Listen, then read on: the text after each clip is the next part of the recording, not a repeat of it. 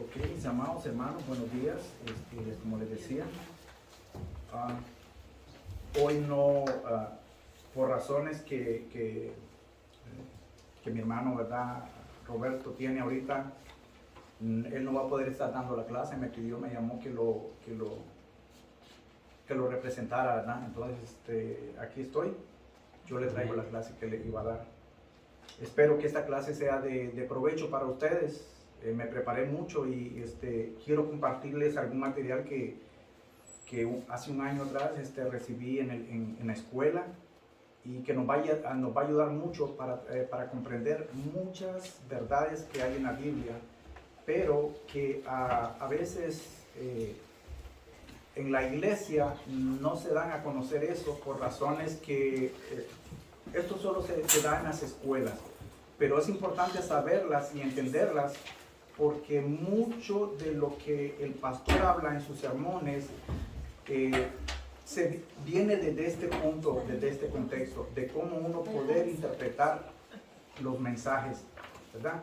Y de lo que vamos a hablar un poco ahorita va a ser en sí de lo que es el tema que es de la clase. Después les voy a hablar de lo que les traje, ¿verdad? El tema de la clase es la sesión 1. Acuérdense que la sesión de la semana pasada fue una introducción de un capítulo muy bueno que vimos, ¿verdad?, de lo que era la injusticia, buscando justicia en un mundo injusto, ¿verdad? Ahora va a ser la sesión 1 y el tema principal va a ser la trampa de la traición. La trampa de la traición. La idea central es que Dios obra aún cuando no podamos verlo, y eso es que así nosotros sabemos cómo opera el Señor, cómo opera nuestro Dios Todopoderoso. Las cosas a nuestro alrededor suceden, pero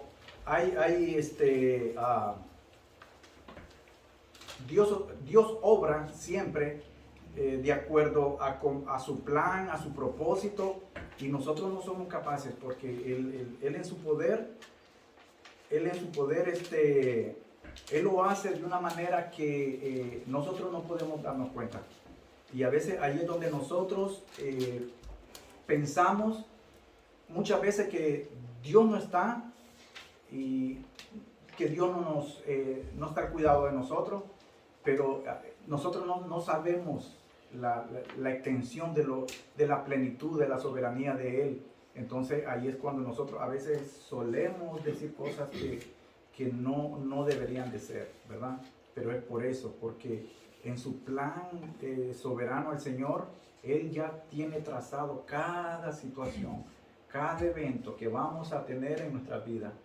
Y muchas de esos eventos van a ser cosas que nos van a edificar, van a hacer de bien. Muchas cosas van a ser pruebas que nos van a ayudar a reflexionar, a pensar que nosotros debemos trabajar en ciertas áreas de nuestra vida espiritual para que nosotros podamos superarlo y avanzar en el camino de Dios, ¿verdad? ¿Ok? Entonces, mire, mi hermano, la trampa de la traición es el tema. ¿Qué le viene o qué nos viene a la mente cuando la palabra traición? Uno dice, traición, ¿a qué se refiere esa clase? ¿De qué está hablando el hermano de la traición, verdad? Es una palabra fea a veces que decimos cuando la traición, y más cuando eso sucede y se da en el ámbito entre amigos, entre un grupo. Supongamos, vamos a poner un ejemplo, que nosotros somos un grupo muy unido, pero dentro del grupo supongamos que yo suela pensar en llegar a hacer algo que no está bien para el bien del grupo, y entonces en ese momento yo me pongo y vengo a ser como un traidor, ¿verdad? Y empiezo, me alejo de la iglesia, del grupo, y empiezo a estar difamando a los hermanos. Que el hermano aquí, que el hermano allá, que la hermana, que el sultano, y empiezo a estar hablando cosas que no son, ¿verdad? Esa es una manera de cómo nosotros podemos traicionar a nuestros seres cercanos, hablando en el cuerpo de Cristo, la iglesia. Pero esto suele suceder también en nuestra familia, en el círculo de trabajo. Entonces es una palabra que no solo en la iglesia, sino que abarca a todo nuestro entorno, ¿verdad? Pero es algo que es evidente, que nosotros tenemos que verlo y hemos pasado, todos nos hemos pasado. Muchas veces nosotros hemos sido traicionados del que menos lo esperamos, de la persona que menos lo esperamos. Cuando tenemos un amigo muy íntimo, nosotros decimos en nuestro país un amigo, un pipito, un muñe carne, nuestro carnal ahí, ¿verdad? Decimos.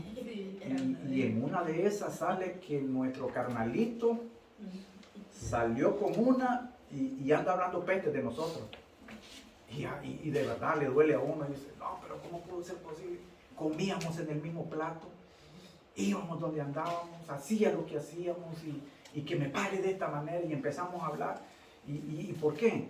Porque de verdad nos duele adentro, ¿verdad? Ese hecho de traición nos trae a nosotros un sufrimiento, ¿verdad?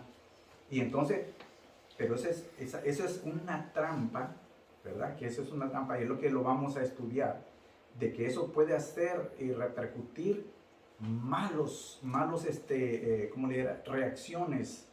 Puede ser una forma de cómo yo reaccione muy completamente de la manera que no debe ser, opuesta a lo que como cristiano yo debo de actuar, y ahí es donde nosotros tenemos que controlar y ver eso, ¿verdad? ¿Qué hacemos cuando nos sentimos traicionados por alguien? ¿Qué hacemos? Nos preguntamos, muchas veces nos preguntamos, ¿seré yo que yo cometí el error? ¿Seré yo que yo impulsé a mi amigo a tomar esa decisión? Lo aburrí, a veces nosotros decimos lo sobrecargué de mis cosas, de mi asunto, porque muchas veces, entre nosotros queremos ser el que está siempre a la cabeza, ¿verdad?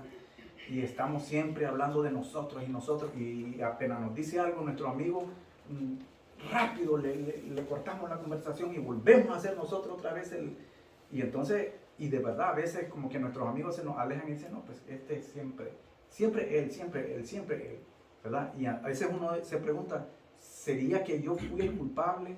¿Verdad? Esa es una pregunta, ¿verdad? Ahora, ser traicionado por alguien que es sumamente doloroso. Pero gloria a Dios que Él nunca nos traicionará. Hablando de Dios nuestro Señor, Él nunca nos va a traicionar. Porque Él dice que Él es fiel, ¿verdad?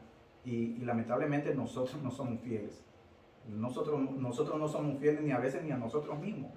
Nos mentimos a nosotros mismos. A veces nos hacemos, nosotros nos engañamos, nos autoengañamos. Porque decimos que vamos a hacer algo, prometemos algo. Muchas veces prometemos, yo te prometo que voy a hacer esto y mira, que te voy a regalar esto y te voy a llevar aquí. Y no lo hacemos. Lo hacemos con nuestros hijos, lo hacemos con nuestras esposas, lo hacemos con todo el mundo. Prometemos y no lo cumplimos. Pero Dios no es así. Dios cuando promete, lo cumple. Porque Dios es un Dios en su pacto, todo su pacto Él lo cumplió. Su palabra se cumplió a plenitud. Todo, completamente todo. Él no miente, nosotros sí. Y nosotros caemos en ese error, ¿verdad? Vamos a ver desde lo que es, vamos a estudiar. Yo le voy a pedir un favor. Ok, yo sé que tenemos nuestro libro de texto, que es nuestra guía, pero además, aparte del libro de texto, yo le voy a pedir que abra su Biblia, abra su Biblia en el capítulo 37 de Génesis. Vamos a estar en el capítulo 37 de Génesis, porque todo se va a desarrollar ahí, ¿verdad? Todo se va a desarrollar en el capítulo 37 de Génesis.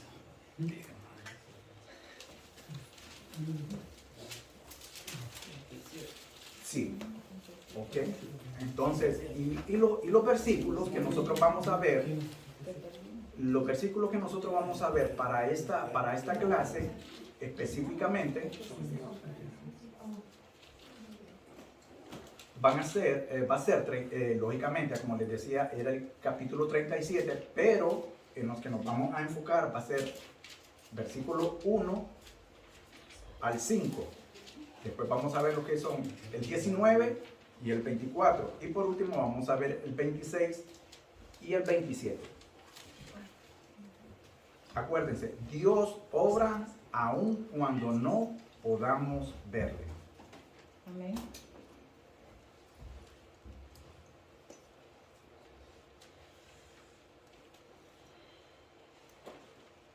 Si alguien me pudiera leer lo que es el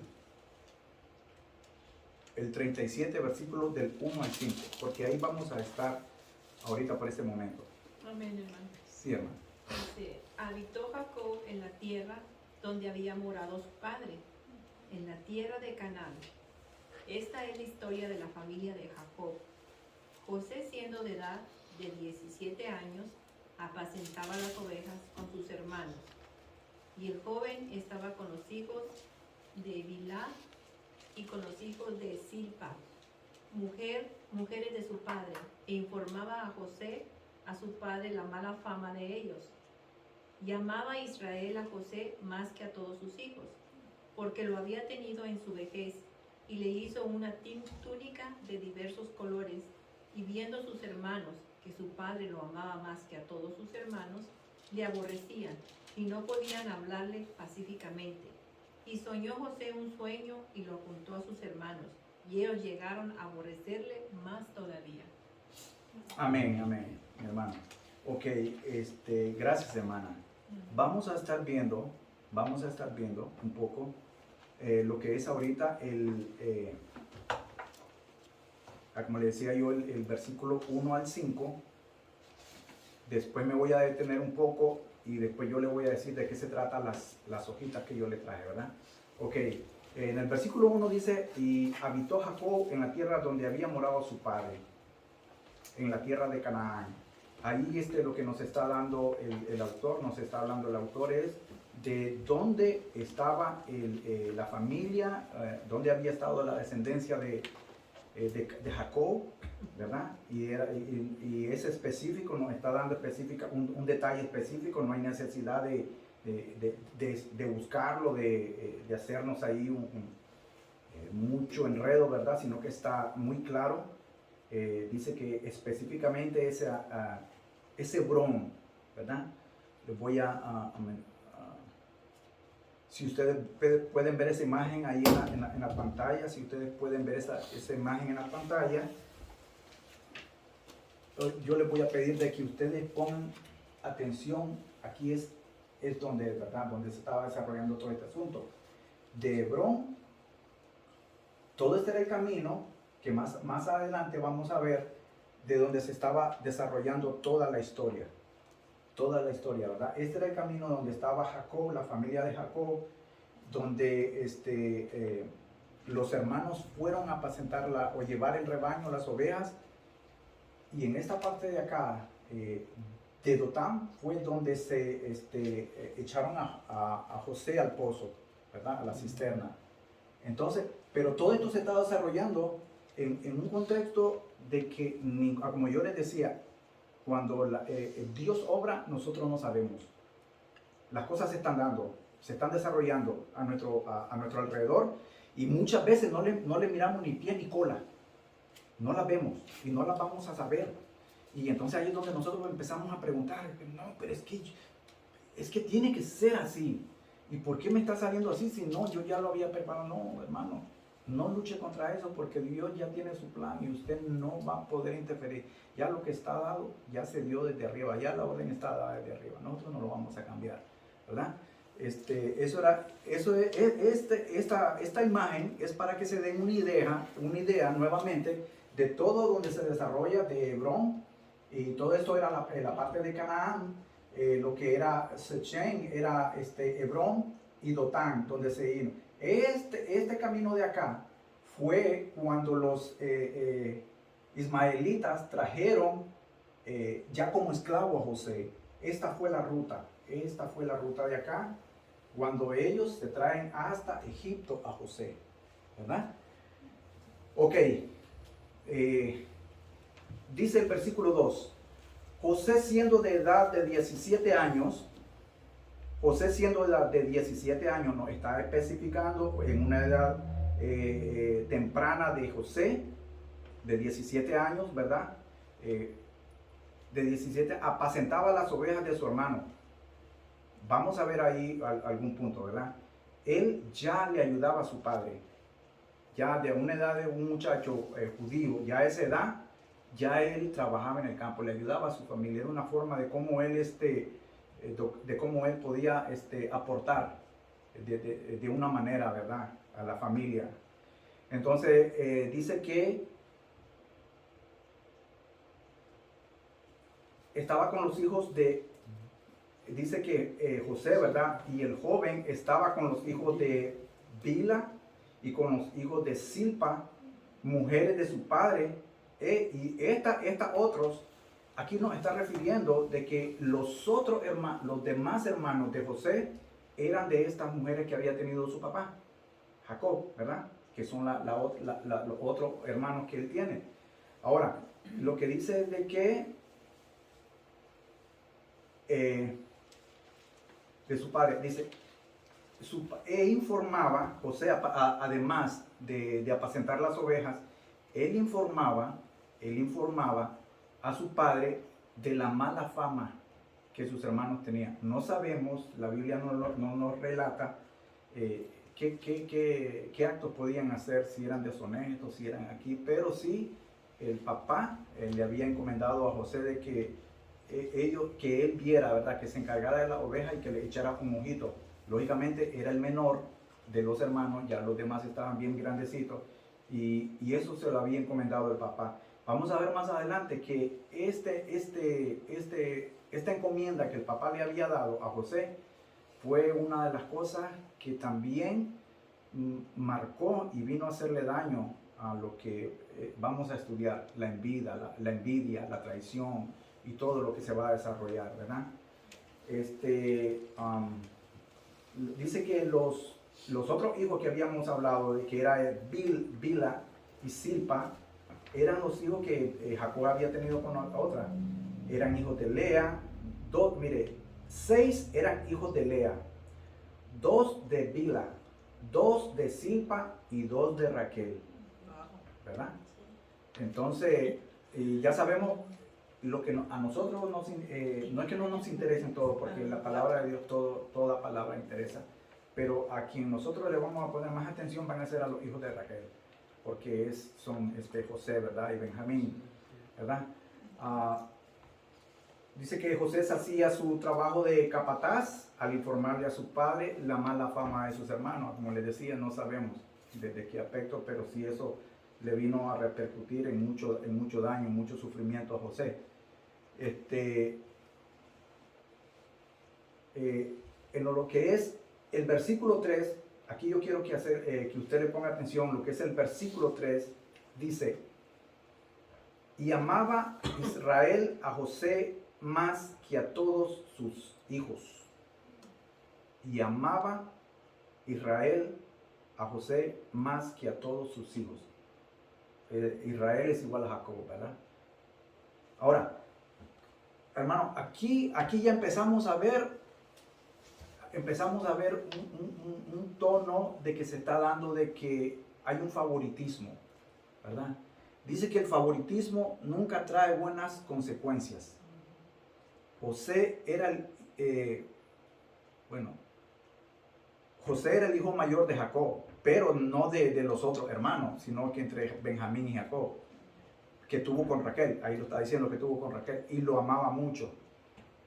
Esta parte de que el papá le estaba diciendo, de que el autor nos está diciendo, de que Jacob amaba mucho, esa fue la razón de que los hermanos se sintieron ellos abandonados, despreciados, hechos a un lado, y entonces ahí fue donde ellos empezaron a tomar rencillas con ellos.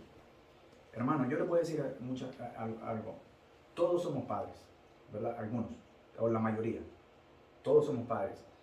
Y a veces nosotros pasamos y hemos pasado por esa experiencia, y cuando somos padres jóvenes, nosotros no nos damos cuenta que muchas veces hacemos daño cuando tenemos favoritismo con uno de nuestros hijos. ¿Y por qué es malo en eso? Porque a veces hacemos a un lado al otro o a los demás hijos por estar solo con un hijo. Entonces nosotros estamos poniendo más nuestro amor a un solo lugar en vez o en virtud, que sería lo mejor, ser a toda la familia, ¿verdad? Y lo sabemos, y eso trae consecuencias. A veces, muchas veces nuestros hijos nos dicen, pero es que vos querés mucho más a fulano, a Juancito. Pero es que vos le haces mucho cariño a la Martita, ¿me entiendes? Porque nuestros hijos ven eso, de que uno tiene, ay no, es que él es muy vivo, él es muy inteligente, él es el que me ayuda más, y entonces, no hermano, eso no debería ser así. Ya lógicamente, y ahora como adultos, lo sabemos que eso trae malas consecuencias.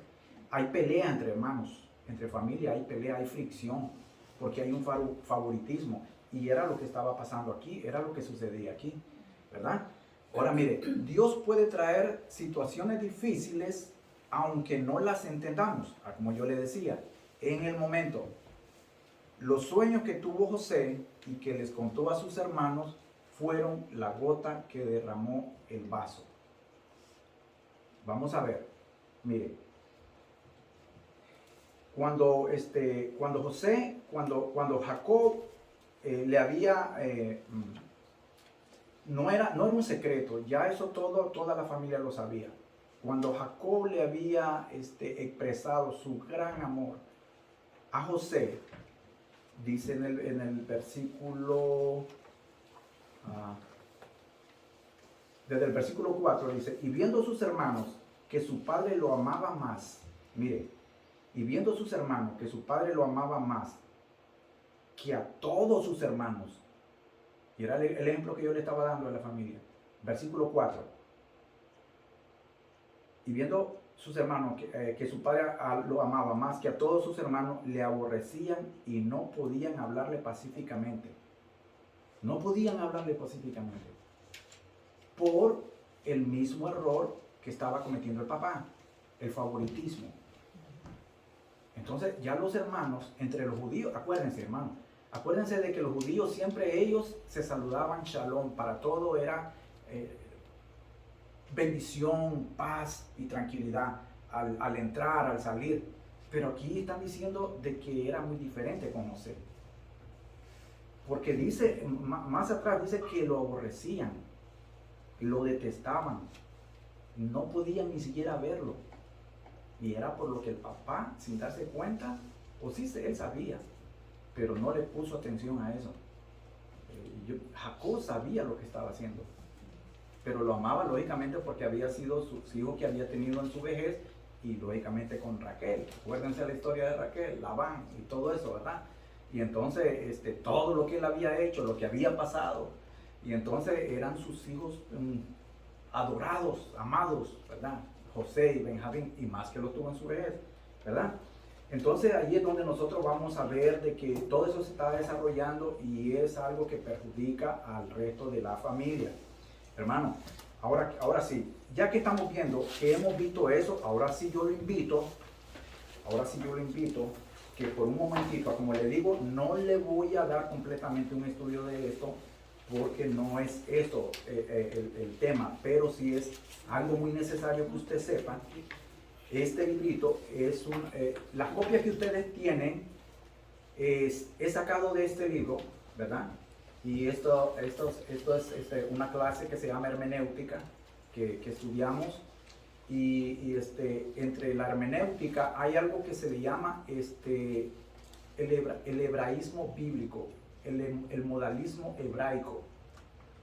Y entonces son herramientas que nos ayudan a los que estamos estudiando de cómo nosotros podemos interpretar la Biblia adecuadamente y cómo nosotros podemos sacarle provecho a la lectura de la Biblia correctamente y cómo nosotros podamos entender los mensajes que se nos dan en la iglesia correctamente, ¿verdad?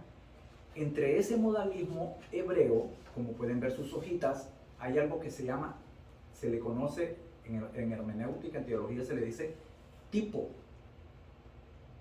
El tipo. Yo no les voy a dar una clase de eso. Les marqué, ahí está señaladito con marcador verde lo más importante. Después ustedes lo miran, ¿verdad? Ok, ¿qué entendemos por tipo o qué es un tipo? ¿Qué se refiere a esa palabra tan rara en la Biblia? ¿Qué es? Ok, mire, primero queremos, se lo voy a leer, primero queremos observar que el tipo es una figura de alguna realidad espiritual futura, preparada, oiga, esto no es cosa que el autor quiso decirlo o ponerlo aquí, esto no es de pensamiento humano, preparada por inspiración divina. Todos los tipos son proféticos. Todos los tipos. El Antiguo Testamento, si no casi todo, pero mucho el Antiguo Testamento está repleto de tipos. Y como les digo, cuando ya uno lo estudia, uno empieza a ver y a darse cuenta y a escudriñar todo eso. Pero vamos a ver en qué nos va a ayudar a nosotros para nuestro entendimiento. ¿Ok? Pueden voltear o pueden ver la otra paginita, en la página lo que es 102. Otra vez está marcado. Otra vez está marcado ahí. Le voy a decir lo que es la característica del tipo. Dice, otra característica del tipo es que representa alguna realidad espiritual futura. Por eso le decía, era en un vocablo profético, cuyo significado iba a ser manifestado en su plenitud solamente después de la venida de Jesucristo. El tipo no es solamente un símbolo que no tiene nada de profético. El símbolo es común en toda la literatura y el lenguaje.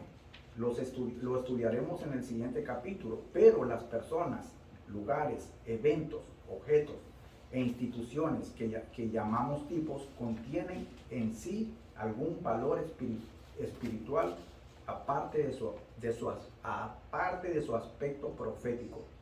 Miren, van a ver personas que se van a usar como tipos. Van a ver lugares que se van a utilizar como tipos. Van a haber eventos que se van a utilizar como tipos. Van a haber objetos que se van a utilizar como tipos. Y van a haber instituciones que van a ser utilizadas como tipos. Van a haber personajes que van a ser utilizadas como tipos. Pero estos tipos van a tener su culminación solamente después de la venida, o se dieron después de la venida de Jesucristo, y obviamente, por consiguiente, los vamos a ver ya cumplido en el Nuevo Testamento. No hay ningún tipo que usted busque en la Biblia que se dé en el Antiguo Testamento. Es incorrecto, no es verdadero, no es real, y si alguien lo estaría interpretando mal la Biblia, ¿verdad? Ok, ya dele vuelta a su paginita en la última, en la página 105,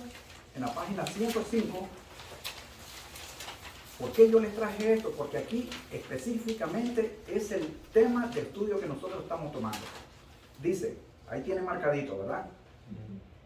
Si estas reglas se aplican al caso de José, el patriarca, vemos que en verdad él demuestra una semejanza a Cristo. Por eso yo les decía, el tipo, yo no les había dicho algo, perdón. Ok, está el tipo se da en el Antiguo Testamento, con personajes, situaciones, objetos, lugares, ¿verdad? Pero el antitipo se viene a cumplir en el Nuevo Testamento. Todo el antitipo, ¿verdad? Se viene a cumplir en el Nuevo Testamento. Ahora dice, si estas reglas se aplican al caso de José, el patriarca, vemos que en verdad él demuestra una semejanza a Cristo cuando perdonó generosamente a sus hermanos que lo consideraban su enemigo. En el caso de Jesús, esta verdad es más que evidente. Lo vamos a dejar ahí, hermano. Con esto lo que le quería decir, de verdad, pónganle mucha atención en su casa, les ruego para que ustedes sepan de lo que se trata. Porque muchas veces de los mensajes que el pastor va a hablarnos en la iglesia es en este sentido literario, en un modalismo hebraico. ¿Y a qué se refiere un modalismo hebraico? Es como cuando nosotros en nuestros países, cuando nosotros en nuestros países le llamamos a algo con un determinado nombre, pero que en Guatemala tal vez lo mismo que nosotros en Nicaragua le llamamos, por decir, ¿qué le puedo decir? Una fiesta, por decir así, vaya así. Nosotros en mi país, nosotros decimos bacanal o pachanga. Pero yo no sé si en Guatemala le dirán, además de fiesta, le dirán baile, otras cosas, ¿me entiendes? Alguna comida que tal vez nosotros tengamos en Nicaragua, nosotros le podemos decir, qué sé yo, un nombre, chancho con yuca, pero ustedes tal vez le pueden decir otro nombre, ¿verdad? En Guatemala es otro nombre, en Colombia es otro nombre, ¿verdad? En El Salvador es otro nombre, en México es otro nombre, cosas así, ¿verdad? Como nosotros llamamos o nombramos, ese es un modalismo. El modalismo es la forma de cómo uno le da los nombres, es lo mismo. El vocabulario hebreo es muy rico, pero nosotros no entendemos muchas verdades de este vocabulario en la Biblia porque se está hablando en un modalismo ya pasado, hebraico, pero que tiene su realidad en la Biblia, se cumple en la Biblia. ¿Ok, mi hermano? Eso era con respecto a eso. Después ustedes lo pueden... Sí, mi hermano. Eso también, si lo podemos poner un ejemplo de la serpiente que Moisés Correcto. lo levantó en el desierto. Así es. ¿Se acuerdan de que hubo, cuando no creían los hebreos de que Dios lo mandara lluvia y fue tocada la peña, vinieron todo el agua y vinieron serpientes y mordieron a la gente, pero Dios le dijo a Moisés, levanta una serpiente grande y todo aquel que mira esa serpiente, pues el veneno de los serpientes pequeños no lo mata. Eso es una figura, lo que llaman tipos, que es la figura de esa serpiente. El antitipo es cuando llegó Jesucristo, que fue colgado en la cruz, es representación de lo que Dios ya estaba haciendo desde la antigüedad, y todo aquel que pone su mirada a Cristo, que está colgado, fue colgado en una cruz y se salvo. Eso es lo que se refiere a todo eso, y eso es algo muy importante de entenderlo para que nosotros comprendamos de que en la historia del Antiguo Testamento totalmente fue cumplido en su totalidad en Cristo Jesús. Así es. Y otra cosa que quiero comentar es de que damos cuenta, hermano, nuestra naturaleza pecaminosa. No sé si siempre, cada país, siempre nosotros, Guatemala, cuando nuestros hermanos nos acusan o nos dicen lo que hicimos, nosotros le llamamos sapo, ¿verdad? Sí. Entonces, ¿por qué? Y se vuelve un enojo, de verdad. Por ejemplo, mis únicas 12, éramos 5, pero ya las mayores estaban casados, pero nada más estaba yo, mi hermano y mi otra hermana. Y mi hermano más pequeño, él es el sapo de nosotros, porque todo lo que hacemos, nada más le decimos a él que no le dijera que lo que pasó y todo eso. Y es lo primero, nada más ver que llegan mis padres, es el primero que va a ir a correr y a contarlo todo lo que nosotros hicimos. ¿A qué me refiero a eso? Y verdad que nadie, a lo mejor ustedes pasaron ahí, nadie le gusta eso. Entonces se nos duele, espérate cuando no están ellos, ven. Y es así como pasó en esta historia, ¿verdad? Pero la historia en sí trae está bien organizado por Dios. Sí, bien organizado por Dios, porque vemos eso y también vemos el error.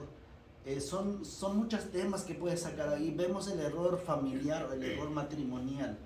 Cuando hay favoritismo de los padres, a veces empieza en el odio, como comentó el hermano. Y muchas veces, hermano, sea el mayor o el menor. Pero normalmente, hace unas semanas que estaba contando esto, hermano, de que siempre el que sale ganando en todas las familias es el último hijo. Siempre es el que sale ganando, siempre es el que no lo tocas. Ten cuidado, cuida a tu hermano y todo eso. Entonces, y damos cuenta que José son el penúltimo de estos hermanos, aún así, otra enseñanza, como le digo, de que claro que está organizado bien por Dios, pero también damos cuenta, hermano, que cuando también son de diferentes madres. Ese es otro problema. Ahora, ¿por qué sucedió eso? En Génesis, Dios lo construyó el matrimonio de una sola persona. Y eso ya ha venido a toda la historia. Pero aún así, como la costumbre, todavía en México, creo, en México, una parte de Chiapas, donde el hombre se permite todavía de tener 7 mujeres. Y literal lo tienen ahora, hermano, y no se meten. Entonces, en la antigüedad estaba así, es normal. Entonces, y ese es uno de los problemas. Pero ya cuando nosotros ya tenemos completado la palabra de Dios, la palabra de Dios nos guía a ese punto para no dejar una familia tan descomunada totalmente. Gracias. Sí, hermano. Sí, en la página 105 que yo le enseñé, sí, hermano. Pero también ahí yo lo puedo entender también que el Jacob, el hijo, él es hijo de la mujer que él siempre amó. Sí. Porque él siempre estuvo muy enamorado de Raquel. Entonces, por esa razón, que no podían tener hijos, sucedió todo lo que, pues, tuvo sus mujeres, ¿verdad? Pero después Dios le dio la bendición de tener hijos de la mujer que amaba. También Así eso es. influyó en el amor que él le tenía al hijo. Así es. Claro que sí, hermano, sí, tiene razón. Pero a veces todas esas cosas a veces nos tienen que traer a ver lo que es la realidad, ¿verdad? El favoritismo no va a dar buenos resultados en una familia, en una relación. Por el contrario, va siempre a infundir una mala relación. A veces va a ser tóxica porque alguno, ya sea de los hermanos o la pareja, va a decir: ¿por qué usted quiere más a mi niña y no me quiere a mi niño? ¿Por qué quiere más a mi niño y no me quiere más a mi niño? Y eso no debe ser. En la página 105 ustedes van a ver un sinnúmero de tipos y antitipos y antitipos. Ahí hay un montón. Ponen de ejemplo varios. Eso es lo que yo quiero que ustedes miren en su casa, ¿verdad? Pero no los vamos a tocar, ¿verdad? Solo les estoy recordando. Lo que el pastor hablaba de la serpiente, todo eso está ahí. Todo eso se da ahí en ese contexto, de los tipos y antitipos. En el Antiguo Testamento se da, ¿verdad? Y en el Nuevo Testamento se cumple únicamente en nuestro Señor Jesucristo. Amén. Únicamente en nuestro Señor Jesucristo. Ok, dice que el padre le hizo una túnica de diversos colores. ¿Qué significa esto? Que el padre le hiciera una túnica de diversos colores. Mire, la túnica de varios colores, mire lo que se representaba. La túnica de diversos colores, o de varios colores, señalaba a su propietario como aquel quien el padre quería designar como futura cabeza de familia. Eso significaba la túnica. Cuando Jacob le regaló esa túnica a José, lo estaba poniendo por encima de los 10 hermanos más. Porque aquí dice que el poseedor de la túnica iba a ser la cabeza de familia, ¿verdad? Y ahí ese es otro error, ¿okay?, que estaba cometiendo Jacob. Como futura cabeza de familia, era un honor dado solo al primogénito.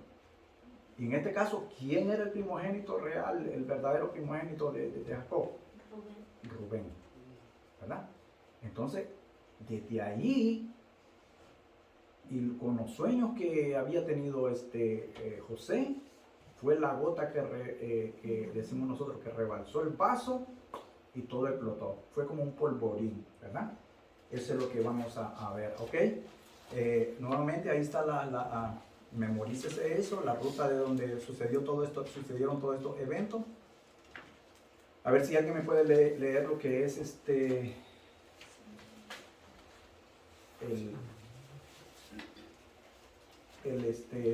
capítulo 37, 19, 24. 19. Y dijeron el uno al otro: He aquí viene el soñador. Ahora pues venid y matémosle y echémosle en una cisterna. Y diremos: alguna mala bestia lo devoró. Y diremos que será de su sueño. Cuando Rubén oyó esto, lo libró de sus manos y dijo: No lo matemos. Y le dijo Rubén: No derraméis sangre, échalo en la cisterna que está en el desierto.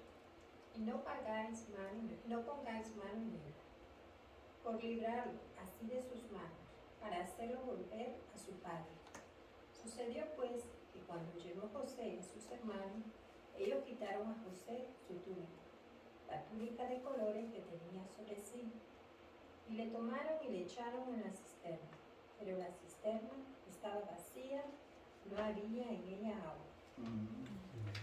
Amén, amén, ¿verdad? Vamos a ver más un poco lo que es porque el autor nos está hablando de que dice que de Hebrón a Siquén habían unas 49 millas. Ahí yo no sé si le sale en su texto, ¿verdad? Eran unas 49 millas, alrededor de 80 kilómetros. Esto debía de tomar como unas 20 horas de viaje, pero estamos hablando en aquel entonces un lugar desértico, sin agua, sin condiciones, era muy pesado, era muy laborioso el viaje que ellos estaban emprendiendo, ¿verdad? Y donde se están sucediendo los hechos es de que ellos están subiendo las ovejas, el rebaño, a pastar en mejores lugares, donde hay más alimento para ellas, donde hay más agua, y ellos eran nómadas y se movían de un lugar para otro, de acuerdo a cómo estaban las estaciones, y se suele hacer ahora, ¿verdad? Pero antes era diferente, de que ellos movían su ganado, sus rebaños a esos lugares más abundantes en comida, ¿verdad? Cuando ellos llegaron, mire, esto es como yo le decía, Dios obra sin que nosotros lo sepamos. Todo esto se estaba dando, y todo lo que se estaba orquestando acá era bajo la soberanía de Dios. Amén.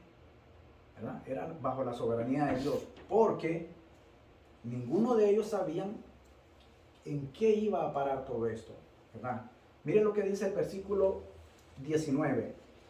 Y dijeron el uno a otro, o hablando entre ellos, dijeron el uno a otro: he aquí viene el soñador. He aquí viene el soñador. Ahora sí, yo quiero que ya miren su Biblia, lo que yo les decía en el capítulo 37. En el capítulo 37, versículo 5, dice: y soñó José un sueño, y lo contó a sus hermanos, y ellos llegaron a aborrecerle más todavía. Porque oiga ¿por qué lo aborrecieron más? Porque oiga lo que le está diciendo en el sueño. Y les dijo: oíd ahora este sueño que he soñado. He aquí que ataba manojos en medio del campo, y aquí que mi manojo se levantaba y estaba derecho, y que vuestros manojos estaban alrededor y se inclinaban al mío. ¿Ve? Ahora váyase también al versículo 9. Váyase al versículo 9. Soñó aún otro sueño y lo contó a sus hermanos. Y voy a pausar aquí, le voy a decir algo aquí. Ya en este segundo sueño, ya no solo estaban los hermanos, sino que ya estaban sus padres. Bueno, no sus padres, porque ya Raquel ya había pasado, pero estaba aquí lo que era los padres de familia, ¿verdad?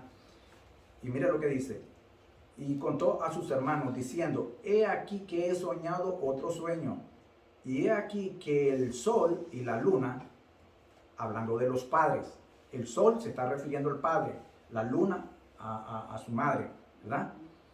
Y 11 estrellas, los 11 hermanos, y 11 estrellas se inclinaban a mí. Y lo contó a su padre y a sus hermanos, y su padre le respondió y le dijo: ¿qué sueño es este? ¿Qué sueño es este que soñaste? ¿Acaso vendremos yo y tu madre y tus hermanos a postrarnos en tierra ante ti? ¿Verdad? Y es porque yo les digo eso, de que ellos no sabían, ¿ok?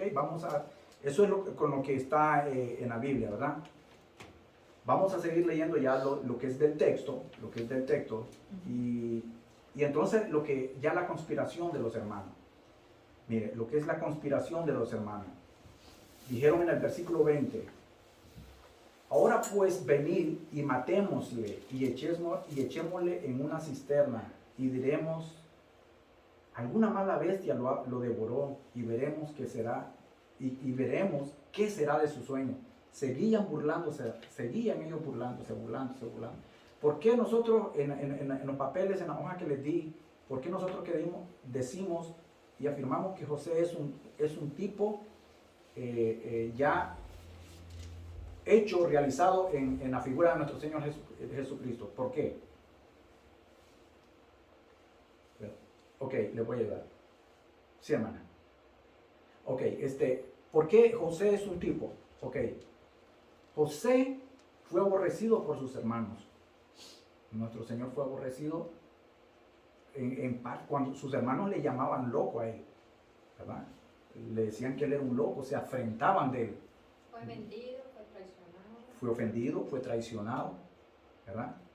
Otra de las cosas es que José fue el medio que utilizó nuestro Señor, Dios soberano, para preservar futuras generaciones. De ahí, si eso no ha sucedido conforme a la voluntad de Dios, nosotros no tuviéramos a nuestro Señor Jesucristo, ¿verdad? José sirvió como base, como el segundo virrey de Egipto, de todo Egipto. Y acuérdese que en ese contexto era de que él casi tenía todo el control, el poder, era muy poderoso. Y entonces José vino a dar una libertad cuando toda su descendencia vino y ellos empezaron a vivir y a multiplicarse ¿cómo se llama? En Egipto. Ellos tuvieron la libertad para moverse, ¿verdad? Aún no estaba el otro faraón, el que los había esclavizado, pero ellos tenían libertad. Y la libertad que después nosotros vemos en nuestro Señor Jesucristo, que es que Él nos trae y nos liberta de la cautividad, ¿verdad? Entonces, eso es lo que ese es un tipo, ¿verdad? De José, ¿ok? Cuando Rubén, versículo 21, cuando Rubén oyó esto, libró sus manos y lo dijo, no lo matemos. Y esto lo hizo Rubén para no traer gran dolor a su padre. Acordemos, aquí pasa algo también curioso, de que si se acuerdan de todo lo malo que había hecho Jacob en el pasado a Esaú. Aquí como que se había dado vuelta la tortilla y sus mismos hijos le estaban haciendo lo estaban engañando. Jacob engañó a Isaac, su padre, y traicionó a Esaú. Lo mismo le estaban haciendo sus hijos a él. Le estaban pagando con la misma moneda, ¿verdad? Ok, eso era con respecto. Ahora, lo que es el versículo 23, dice, sucedió pues que cuando llegó José a sus hermanos, ellos quitaron a José su túnica. Cuando este acto que ellos hacen de quitarle su túnica, era aún más hacer evidente el rechazo, el odio, la envidia que le tenían. En primer lugar. En segundo lugar, quitarle la túnica que su padre le había dado con tanto amor, era algo que ellos querían hacer de verdad. Yo me imagino que entre todo el grupo, entre todos los hermanos, ellos querían, si yo lo agarrara y agarrara esa túnica y se la pisotearía, el otro tal vez decía, no, si yo la agarro yo la rompería, y el otro decía, no, pues si yo la agarro la quemaría, qué sé yo, ¿verdad? Hicieron eso, lo hicieron, se la quitaron con mucho odio, se la quitaron con mucho aborrecimiento, porque era un regalo de su padre, ¿verdad? Dice, y le tomaron y le echaron en la cisterna, y la cisterna estaba vacía, no había en ella agua, ¿verdad? Aquí nosotros vemos de que todo lo que dice la envidia que ellos tenían, dice mi hermano, la envidia puede ser un motivo para que otros nos traicionen. Cuando lo miraron en la distancia, se burlaron y conspiraron contra él. Ya lo miramos en el primer versículo, ahí viene el soñador, este es el que sueña, este es el que piensa, este es el que... Pero ahora sí lo vamos a agarrar, conspiraron, matémosle y démosle, ¿verdad? Después vemos lo que es la evidencia, es un pecado y produce pecado. La evidencia es un pecado, la envidia es un pecado y produce pecado. El odio de sus hermanos era tal que decidieron matarlo y esconder su cuerpo. Ellos decidieron, matémoslo y escondámoslo. Así nos vengamos de él y también le hacemos mal a su padre. Algo que me llamó la atención en la página anterior, estaba viendo que en Génesis 27, 41 dice algo. Mire cómo le estaban pagando sus hijos a Jacob. Miren, dice en la página anterior, dice, y aborreció, en el versículo, dice, y aborreció Esaú a Jacob por la bendición con que su padre le había bendecido, y dijo en su corazón, este es Esaú hablando, ¿verdad? Llegarán los días de luto de mi padre, y yo mataré a mi hermano Jacob. Todo este dolor que Jacob había infundido en el corazón de su hermano Esaú, sus hermanos querían dárselo a su padre, ¿verdad? Ok, entonces ahora vamos a ver lo que es dice, Dios puede usar personas que no esperamos que Él pudiera usar. Dios tenía planeado salvar la vida de José por medio de Rubén, el hermano mayor. Pero aquí vemos de que Rubén tal vez no, lógicamente Rubén lo salvó porque toda la responsabilidad o la culpa iba a caer en él como su hermano mayor. Es como cuando nos dan una responsabilidad en la casa. Se van los padres y nos dicen, bueno, hermano José, usted es el mayor, usted ahorita va a cuidar de su hermanito. Ay de usted si me le pasa algo al chiquito, ¿verdad? Cuando ya vienen nuestros padres, ¿y cómo están? Lo primero que hacen nuestros padres, ver a nuestros hermanitos, a nuestros hijos, qué sé yo, y vemos a ver qué pasó, porque si no, pues le cae al hermano José, ¿verdad? Entonces era lo mismo que estaba pasando. Rubén dio la cara porque él sentía de que tenía esa responsabilidad con él, ¿verdad? Miremos a ver si versículo 37, 26 y 27, el del capítulo 37, 26 y 27.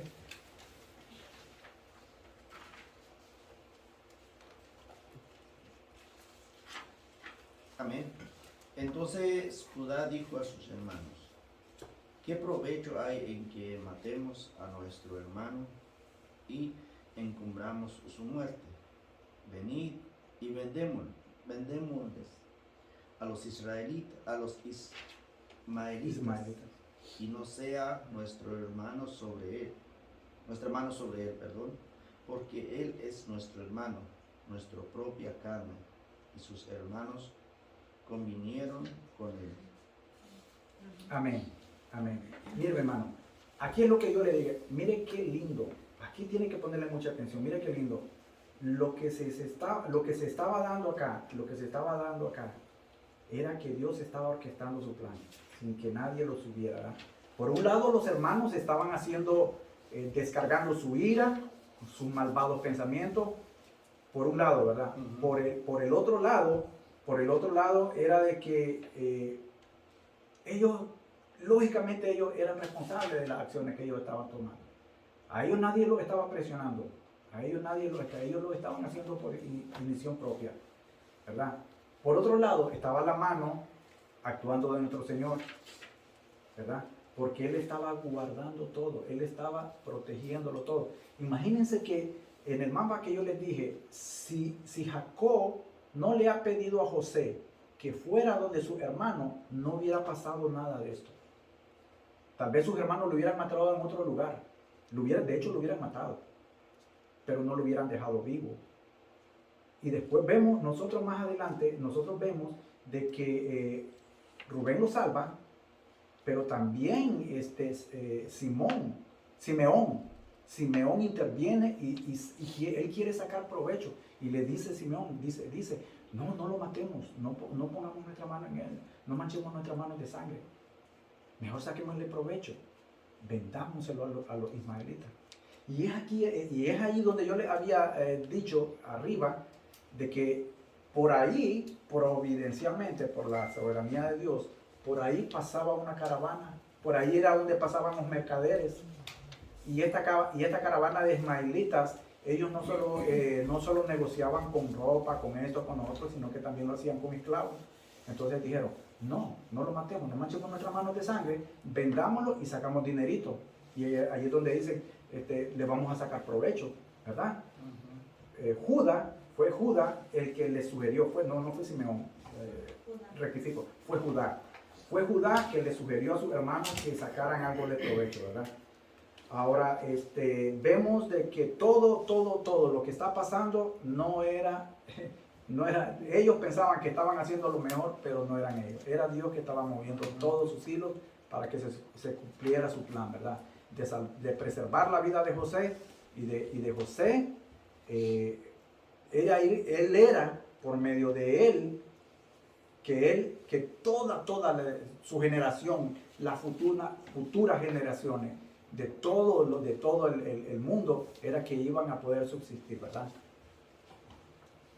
Vamos a ver, en conclusión, dice que investiga qué otros ejemplos en la Biblia podemos encontrar de personas que fueron traicionados. Yo estuve buscando algo así, miren, nada más así por Caín. Abel fue traicionado por Caín, ¿verdad? Esaú, habíamos hablado, fue traicionado por Jacob. Jacob fue traicionado por Labán, ¿verdad? Sansón fue traicionado por Dalila. Urías, el soldado Urías, fue traicionado por el rey David. Jesús fue traicionado por Judas.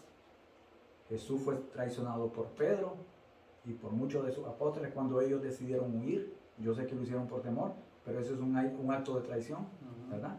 Entonces, si nosotros vemos de que hay ejemplos, no solo hay muchos ejemplos de la Biblia que hablan de eso al respecto, ¿verdad? Dice, eso es lo que yo les decía, comparte.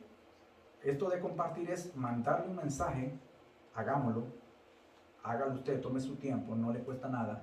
Mándale un texto, un mensaje de texto a alguien, hágale una llamadita a alguien, que sepa qué está pasando, que para que usted le pregunte qué está pasando. Si miramos a un hermano que no viene, que se enfrió, hermano, llamemos a nuestro hermano, ¿qué pasa? ¿Te puedo ayudar? Hay hermanos que están necesitando nuestra ayuda. Y a veces puede ser una ayuda moral, espiritual y también económica. ¿Por qué no? Si lo tenemos que hacer. Somos hermanos y para eso estamos, ¿verdad?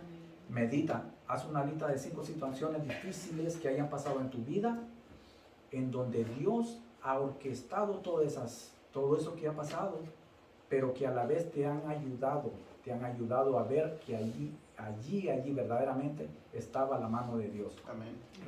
Reflexiona su propósito de por qué Dios te pasó por ahí. Amén, hermano. Amén. Ok, mi hermano, eso es lo que le traía y hemos finalizado, vamos a orar. Amén. Bendito Padre, gracias mi Señor por esta hora, mi Señor.